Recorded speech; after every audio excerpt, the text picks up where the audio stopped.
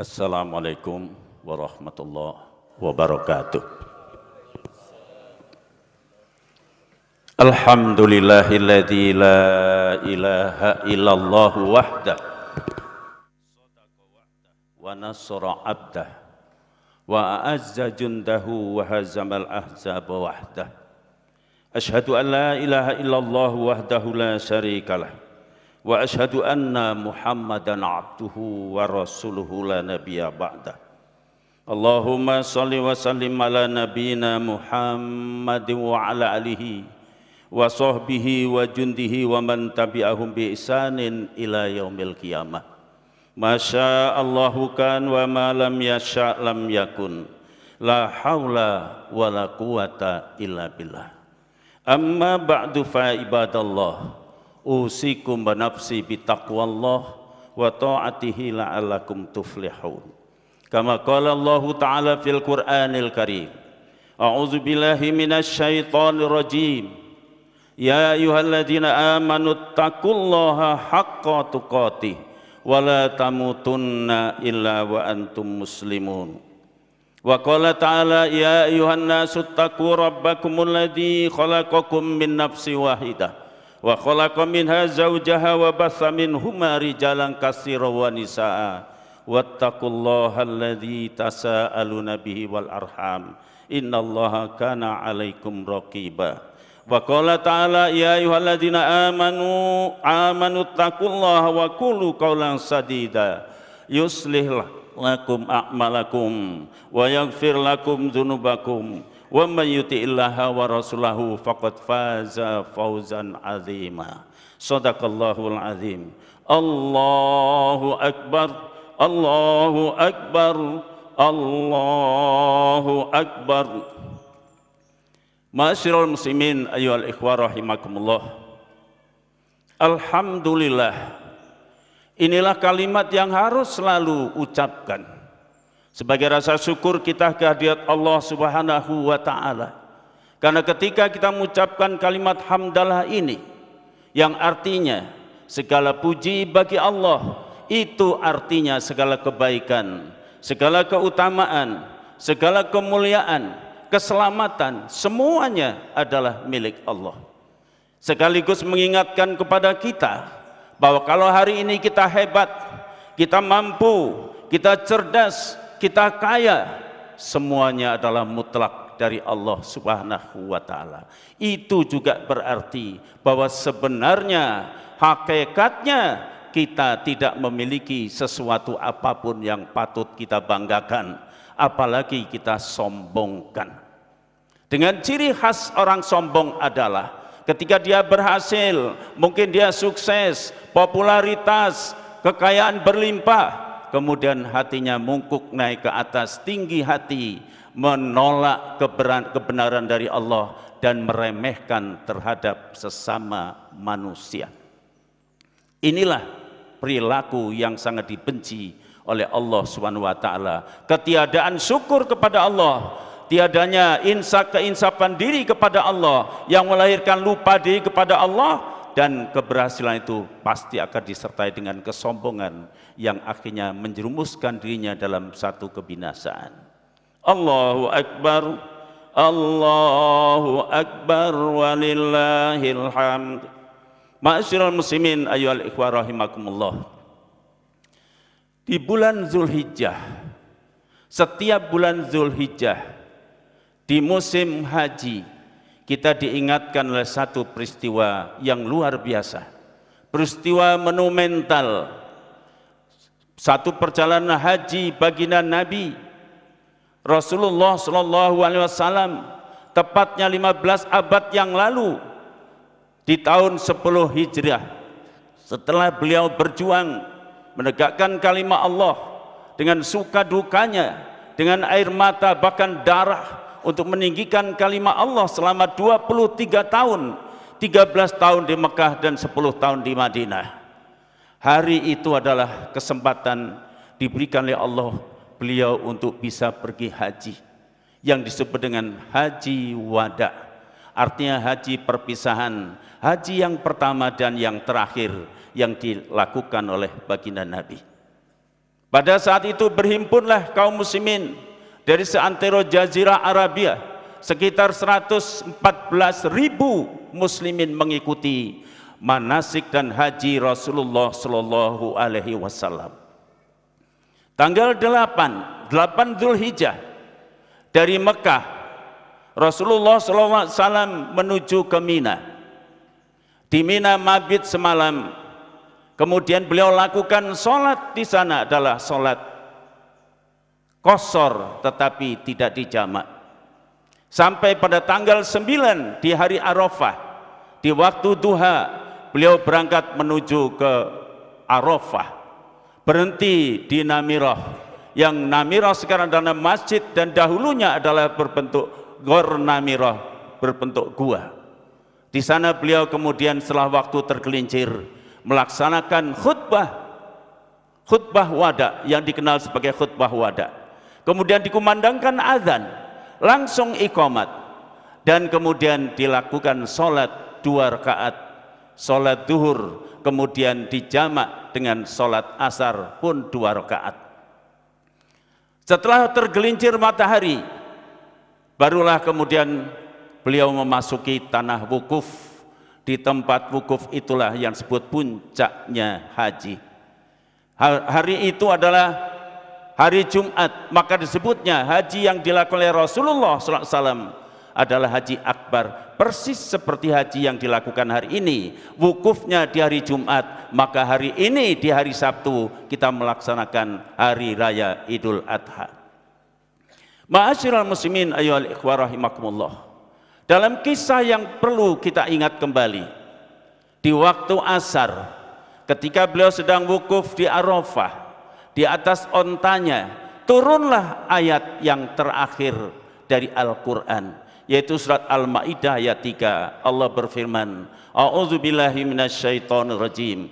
Al-yauma akmaltu lakum dinakum wa atmamtu alaikum nikmati wa raditu lakumul Islam madina. Hari ini aku sempurnakan dan aku cukupkan nikmatku kepadamu. Aku ridho Islam sebagai agamamu. Ketika malaikat Jibril turun, kemudian beliau berpesan kepada baginda Nabi, ya Muhammad, tolong sampaikan salamku kepada umatmu nanti di Madinah, bahwa sesudah ini saya tidak akan turun lagi membawa wahyu. Dan ternyata benar, sesudah kepulangan beliau di Madinah, beliau kumpulkan kaum muslimin dan disampaikan berita dan salam dari malaikat Jibril. Diberitahukan tentang Islam, turunnya wahyu yang terakhir yang menunjukkan bahwa Islam telah sempurna. Allah yang menyatakan, mencakup segala berbagai persoalan, sumuliyah wa takamuliyah, Islam yang sempurna, nikmat Allah, dan lebih dari itu adalah Allah ridho pada Islam sebagai agamanya. Maka ketika mendengar itu, gegap gempita para sahabat, bersyukur, bertahmid, bertakbir gembira luar biasa. Tetapi di antara kerumunan para sahabat itu, justru Abu Bakar pulang ke rumah. Beliau menangis dan menangis. Beliau kunci rumahnya, pagi, siang, sore dia menangis. Maka para sahabat kemudian melihatnya, di mana Abu Bakar? Bukankah hari ini hari kegembiraan Allah menyatakan Islam telah sempurna? Kemudian diberitahukan bahwa Abu Bakar pulang ke rumah. Kemudian ramai-ramai mereka datang menemui Abu Bakar. Setelah berjumpa dia katakan, ya Abu Bakar, bukankah hari ini hari kegembiraan? Allah telah menyatakan Islam agama kita telah sempurna. Dengan perjuangan sekian lama, dengan air mata dan darah, hari ini Allah menyatakan ridho kepada kita semuanya. Bukankah hari ini hari kegembiraan? Sambil menangis mengusap air mata, Abu Bakar mengatakan, kalian tidak tahu bahwa segala sesuatu kalau sudah sampai pada puncaknya, pasti berikutnya adalah menurun dan menurun. Kalian ingat apa yang disabdakan baginda Nabi, sesudah sepeninggal beliau akan terjadi fitnah. Bahkan di antara kalian itu saling memfitnah, saling bertikai, saling membunuh satu dengan yang lain. Maka menangislah para sahabat yang lain mendengarnya itu. Bahkan Abu Bakar menambahkan, kalian tidak tahu, saya menangkap di balik berdesirnya itu ayat yang terakhir ketika turun, itu berarti tugas baginda Nabi sudah selesai. Kalau tugas baginda Nabi pembawa risalah itu sudah selesai, itu artinya beliau akan segera kembali menghadap Allah Subhanahu wa ta'ala. Maka bertambahlah tangis para sahabat. Ada yang pingsan mendengarnya, karena dia terbayang akan berpisah dengan orang yang paling dia cintai. Menangis dan menangis. Lalu terdengar oleh Rasulullah SAW. Maka Rasulullah SAW mendatanginya. Ada apa kalian menangis? Ada apa ini ramai-ramai seperti ini? Lalu diceritakanlah apa yang dikatakan Abu Bakar. Abu Bakar mengatakan bahwa Islam sesudah pada puncaknya akan menurun, dan kalian umat Islam akan bertikai satu dengan yang lain. Dan lebih dari itu yang mencemaskan hati kami adalah bahwa engkau akan segera kembali ke hadirat Allah Subhanahu wa ta'ala. Baginda Nabi diam sejenak, kemudian beliau mengatakan, benar Abu Bakar. Dan Abu Bakar selalu mengatakan sesuatu yang benar. Maka bertambah-tambahlah mereka menangis, karena terbayang dia akan berpisah dengan orang yang paling dia cintai, yaitu Muhammad Rasulullah SAW.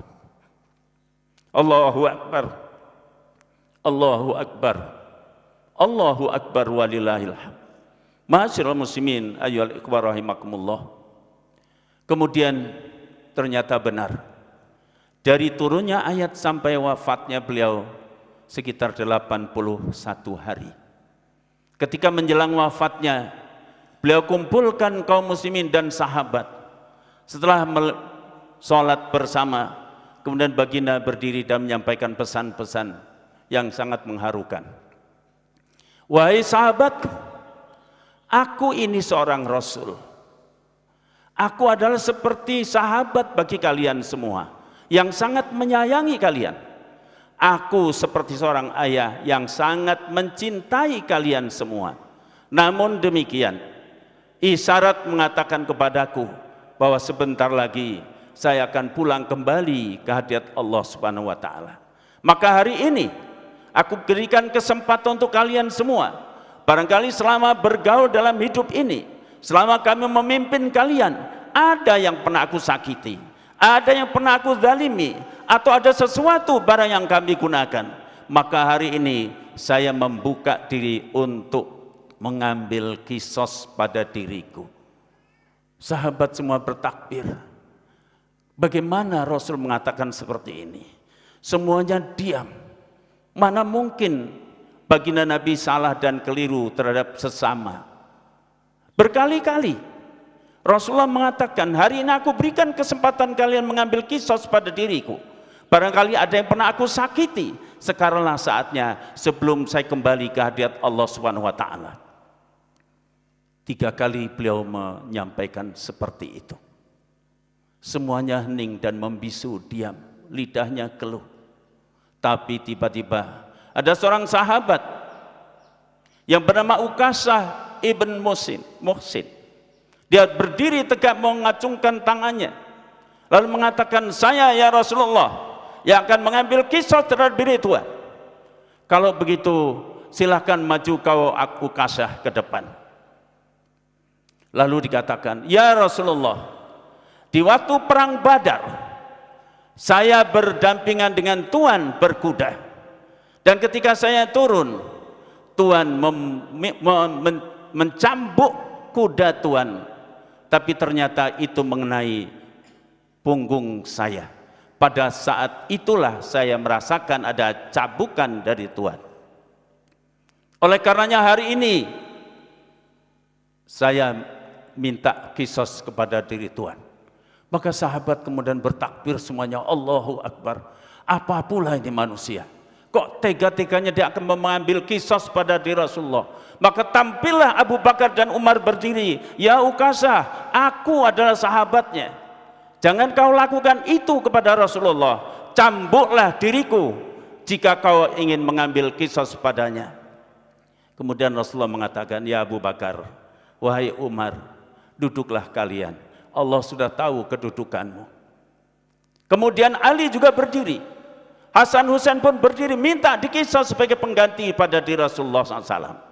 Itu pun Rasulullah mencegahnya, duduklah kalian semua permata jiwaku, karena sesungguhnya Allah sudah tahu kedudukan kalian semuanya. Ukasah majulah ke depan. Lalu maju Ukasah. Rasulullah menyuruh Bilal ambil cambuk di rumah Fatimah, katakan bahwa ayandanya yang menginginkannya. Akhirnya dengan duka, dengan sedih yang luar biasa, Bilal berangkat dengan menutupkan tangan di kepalanya sambil bergumam, kenapa ini dilakukan oleh baginda Nabi. Setelah cambuk itu diambilnya dari rumah Fatimah, lalu diberikan kepada Rasulullah, dan Rasulullah memberikan kepada Ukasah, ya Ukasah, majulah kau, ambillah kisah pada diriku. Ukasah maju ke depan. Tapi tiba-tiba kemudian dia mengatakan, ya Rasulullah, ketika engkau mencambuk kuda mengenai punggungku, pada saat itu badanku tidak mengenakan pakaian. Maka kemudian Rasulullah membuka bajunya. Sahabat bertakbir semuanya, Allahu Akbar. Kemudian silakan Ukasah maju depan, laksanakan kisos itu pada diriku. Maka kemudian Ukasah maju ke depan. Tapi bukan dicambuknya baginda Nabi, dilemparkan jauh-jauh cambuk itu, kemudian didekapnya tubuh Rasulullah Shallallahu Alaihi Wasallam. Lalu dia berkata, ya Rasulullah, siapa yang akan tega mengambil kisos pada diri Tuhan?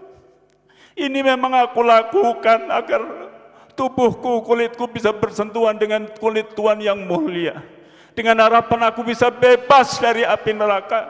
Allahu Akbar, bertakbirlah semua para sahabat.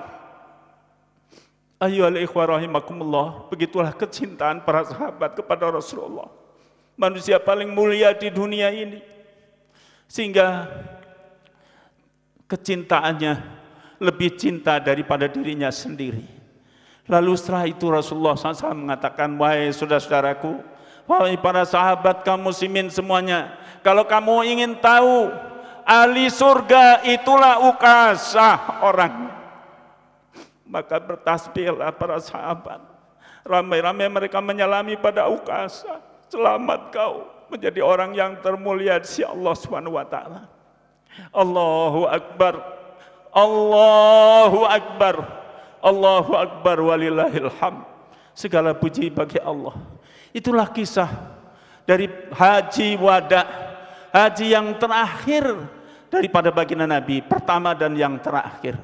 Bisa kita ambil satu pelajaran darinya, ya Allah, betapa Islam sudah dinyatakan oleh Allah agama yang sempurna, sumulia wa takamulia, lengkap dan sempurna, mencakup berbagai persoalan dalam hidup ini. Karena Islam adalah merupakan guidance dalam hidup yang mengatur seluruh aspek kehidupan kita, dari persoalan pribadi, persoalan rumah tangga, persoalan bermasyarakat, persoalan kepemimpinan, dan seterusnya. Semua diatur dalam agama Islam. Dan di hari wajah itulah Allah menyatakan, al-yauma akmaltu lakum dinakum wa atmamtu alaikum ni'mati wa raditu lakumul Islam madinah. Sudah seharusnya kita bersyukur pada Allah menjadi seorang muslim yang punya agama yang lengkap dan sempurna. Hari ini di era komunikasi seperti ini, kebenaran akan semakin tersibak dan terkuak, dan kepalsuan akan makin jelas. Bagaimana agama tetangga kita yang kemudian ternyata adalah manipulasi, bukan agama yang diturunkan dari Allah. Sedangkan Islam makin terkuat, sekalipun dia mendapatkan tantangan-tantangan, permusuhan, fitnah, bahkan sampai hari ini, mungkin sampai hari kiamat ikhwan tetap ada. Bagaimana kejamnya mereka memfitnah Islam. Islam dianggap teroris, Islam radikal, Islam membahayakan, Islam macam-macam. Setiap saat ada saja silih berganti fitnah itu datang pada umat Islam. Tetapi makin hari makin jelas bahwa Islam adalah agama yang benar dari Allah Subhanahu wa taala. Kiai Hasyim Muzadi, mantan ketua PBNU, dikala menjadi keynote speaker pada konferensi media Islam internasional di Jakarta yang diselenggarakan oleh MINA, Mi'raj News Agency, Beliau menjadi keynote speaker dan mengatakan, Islam tidak mungkin bebas dari berbagai macam gangguan. Gangguan itu akan tetap ada. Sikap-sikap orang fasik, orang zalim, orang munafik, mengusik dengan berbagai macam cara yang dia lakukan, dengan memfitnah, memberikan stigma, memberikan tuduhan. Beliau kalau katakan Islam tidak akan bisa dikalahkan. Hanya saja umat Islam itu bisa dikalahkan kalau kaum musliminnya tidak berpegang teguh kepada Al-Quran dan sunnah nabinya. Kemudian di dalam Islam, insya Allah ada cara-cara yang diberikan tuntunan dan bimbingan bagaimana menghadapi fitnah-fitnah itu. Terbukti hari ini insya Allah Islam rahmatan lil alamin bisa dinikmati. Lihat bagaimana upaya-upaya mereka ingin memadamkan cahaya Allah dari muka bumi ini. Dan disebutkan oleh Al-Quran sendiri, yuriduna liyutfi'u nurallahi biafwahihim wallahu mutimmu nurihi walau karihal kafirun. Mereka ingin memadamkan cahaya Allah dari muka bumi ini, tapi Allah ingin menghidupkan. Di zaman Nabi Ibrahim dihadapkan dengan orang besar yang punya kekuasaan, Namrud namanya, raja di raja, yang punya kekuasaan, punya bala tentara yang tidak terhingga. Bahkan Nabi Ibrahim ditangkap hidup-hidup, dibakar hidup-hidup. Tapi Allah yang mengutusnya tidak membiarkan.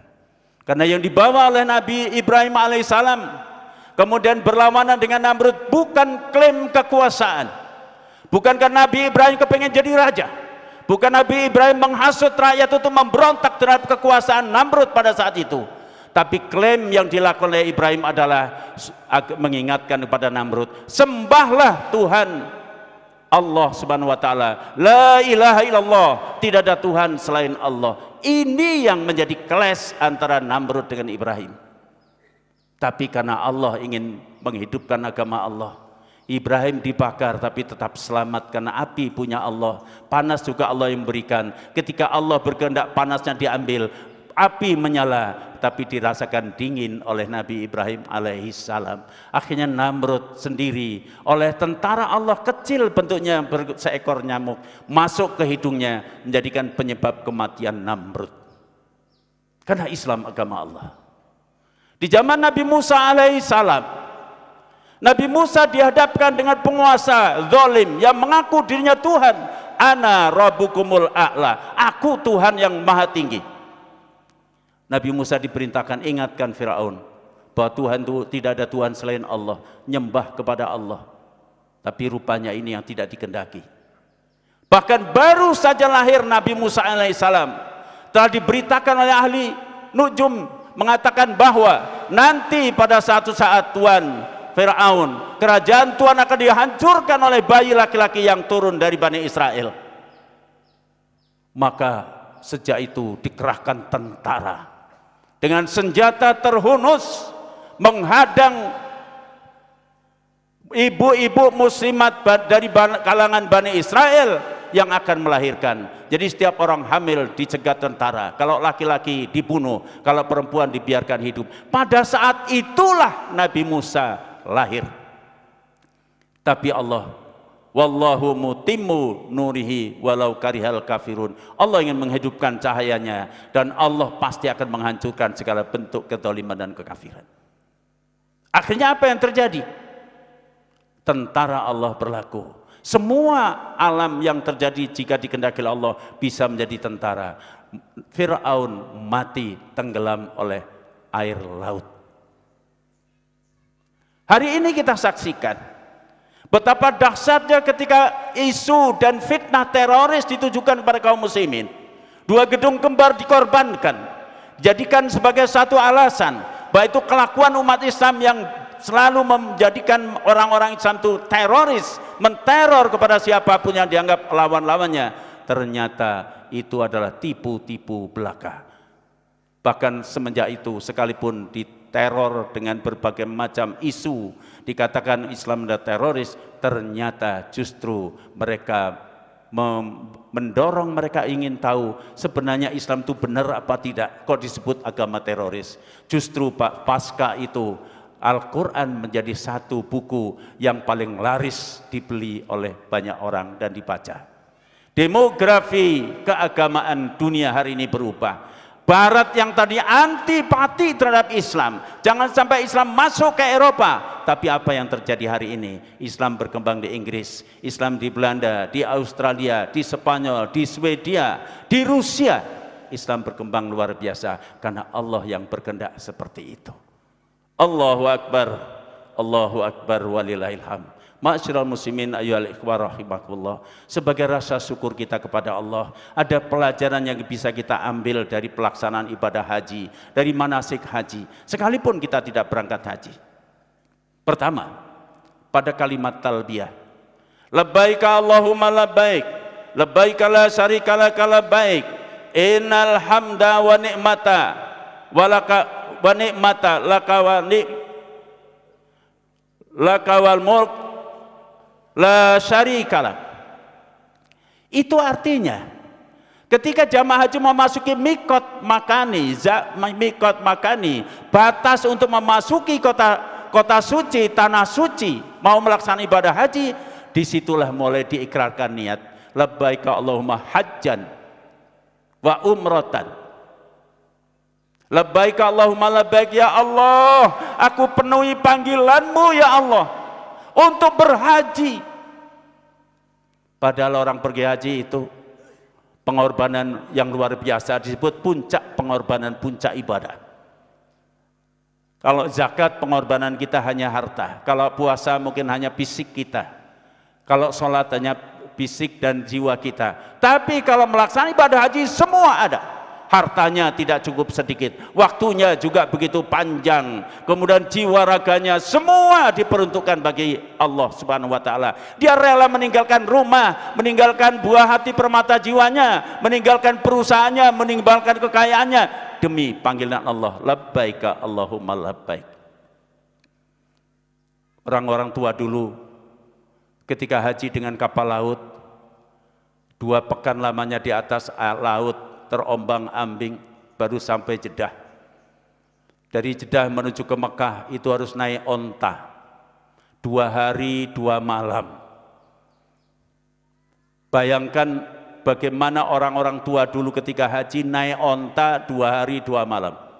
Kalau saudara ingin mencoba, silakan naik kerbau 1 hari saja, naik di punggung kerbau. Itulah perjuangan para orang dulu. Oleh karenanya ketika akan berangkat pergi haji, beliau mengatakan, dia kumpulkan sanak famili dan tetangganya. 2 yang dia minta, saudara-saudaraku, anak cucuku, doakan aku bisa melaksanakan ibadah haji dengan benar, dan maafkan aku dari segala kesalahan kekeliruan. Kemudian doakan saya bisa mati di tanah suci. Kalau haji modern tidak, doakan saya pulang ke rumah selamat, sehat walafiat, tidak ada sesuatu apapun yang. Itulah bedanya mental akidah. Ayyuhal ikhwah rahimakumullah. Ini melambangkan bahwa kita yang tidak berangkat haji, kalau Allah sudah memanggil kita, 2 kata saja yang harus kita katakan, sami'na wa ata'na. Innama kana qaulal mu'minin idza du'u ila Allahi wa rasul liyakuma bainahum ayaqulu sami'na wa ata'na wa ulaika humul muflihun. Orang-orang beriman itu kalau Allah dan Rasulnya memanggil, tidak ada kata lain, tidak ada rewel bawel, tidak ada. Yang ada cuma 2 kata saja, sami'na, kami dengar, wa ata'na, dan kami taat, laksanakan. Jadi beragama totalitas, jangan separuh-separuh, jangan setengah-setengah. Yang cocok kita ambil, kita pakai, yang tidak cocok kita tinggalkan. Yang kedua, pakaian ihram yang dikenakan orang haji, siapapun dia, ketika dia sudah memasuki mikot makani, ketika dia sudah mulai bertalbiyah kepada Allah Subhanahu wa taala, tanggalkan dan tinggalkan pakaian-pakaian lama. Saya orang kaya, bagaimana? Tidak ada orang kaya orang miskin. Sekalipun pakaiannya itu harganya jutaan, mungkin ratusan juta, tinggalkan. Jangan ada pakaian yang berjahit, jangan pakai yang lain, kecuali dengan 2 pakaian saja. Pakaian ihram yaitu dua anduk, yang satu diikatkan di pinggang, yang satu diselendangkan di pundaknya. Itu saja. Raja, konglomerat, sama semuanya. Apa yang kita bisa dapatkan dari pelajaran ini? Pertama, tanggalkan kebiasaan-kebiasaan buruk kita. Sifat egoisme, anania, bakhil, jahil, zalim, hasad, dengki, tinggalkan dan tanggalkan. Ganti dengan pakaian kehidupan yang suci, baik zahir maupun batin. Itulah Islam. Celupan Allah, sibghat Allah. Hijrah dari yang tidak baik kepada yang benar. Yang kedua, pakaian ihram semuanya putih. Ini lambang persamaan dan persatuan, bahwa semua manusia itu sama. Jangan sombong, jangan takabur karena keberhasilan, jangan juga karena minder karena ketiadaan. Kita semua sama, tidak ada perbedaan. Saya pernah di Masjidil Haram dikala terik matahari tahun 92 sampai 50 derajat lebih. Saya ngudoroso kepada Allah, ya Allah, mengapa engkau jadikan Ka'bah di tempat yang panas seperti ini? Kenapa engkau tidak jadikan di puncak atau di danau Pulau Samosir yang indah pemandangannya? Tapi waktu itu Allah kemudian memberikan jawaban, apakah ilham itu namanya? Karena di tempat ini memang pusatnya bumi, dan secara vertikal Baitul Ma'mur yang ada di sana. Oleh karenanya, orang yang datang ke Makkah untuk melaksanakan ibadah haji dan umroh hanya karena Allah semata-mata, sekalipun tandus, panas dan sebagainya, dia tidak peduli, bukan karena pemandangan, bukan karena kenyamanan, tapi karena Allah Subhanahu wa taala. Lalu saya melihat ke depan, melihat ke bawah, tiba-tiba mata saya memandang, berhenti pandangan saya. Saya pentelengi objek yang saya lihat. Ternyata dia seorang wanita. Jangan bergeming dulu hatinya, nanti lain kesannya. Kenapa rupanya? Saya kedepkan mata saya buka lagi, masih mengagumkan, mencengangkan saya. Apa rupanya? Karena wanita itu adalah kulitnya hitam sama dengan warna hitam kerudungnya.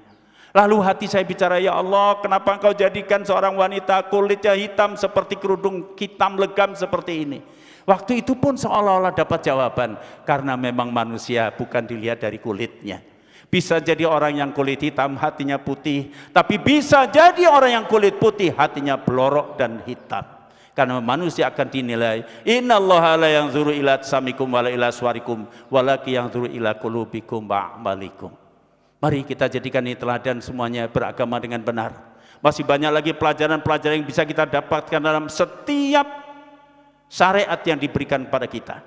Jangan terjebak pada rutinitas ritual tapi tanpa makna dalam kehidupan. Dua dimensi yang mesti kita lakukan. Dimensi vertikal, hubungan kita kepada Allah, keimanan kita kepada Allah, tauhid kita kepada Allah. Yang kedua horizontal, adalah berakhlakul karimah kepada sesama. Ini inti daripada agama.